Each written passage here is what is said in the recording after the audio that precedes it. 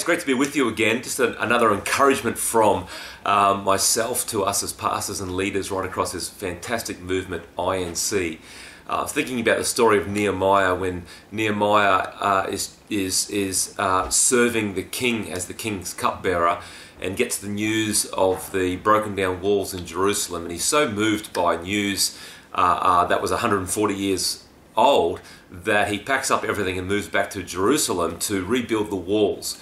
But a couple of things he does first before he just comes and brings his vision is he spends 3 days looking around the city and making a plan, and then he goes to the leaders and the nobles to inform them on the plan to rebuild the walls and bring security. And it really highlights the fact for us as leaders, the importance of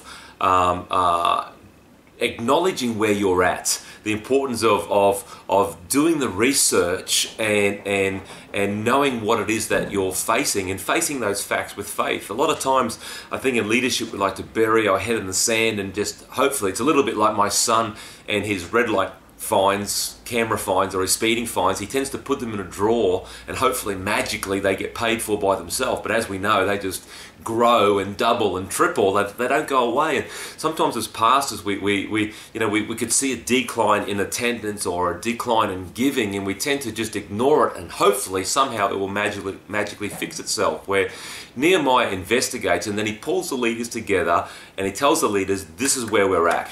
Our walls are broken down, but here's the plan I have to rebuild them.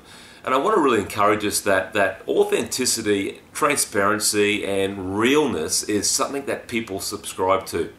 The foundation for building a great leadership team is trust. People have to trust who you are, and the thing is, they don't need to trust that you have all the answers. And I think one of the greatest successes we can have as pastors is realize you don't have to be the smartest person in the room.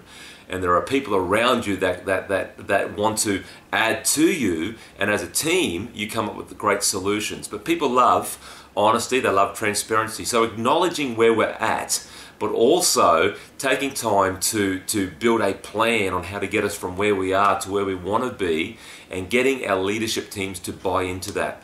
I've just been walking through our church in Sydney through this issue just recently, and getting us to own where we are now, but getting us to see where we could be one day.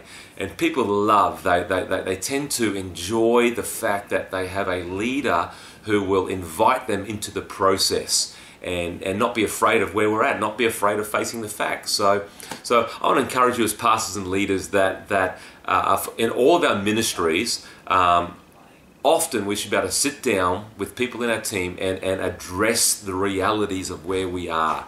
And you can't move forward until you acknowledge where you are. So be encouraged by that. Facing the facts isn't setting yourself up for failure. It's just knowing what you're facing right now and what we need to do to address it, to be like the Nehemiah and to bring health to a city by rebuilding the walls. So be blessed. Have an awesome week. Can't wait to see you.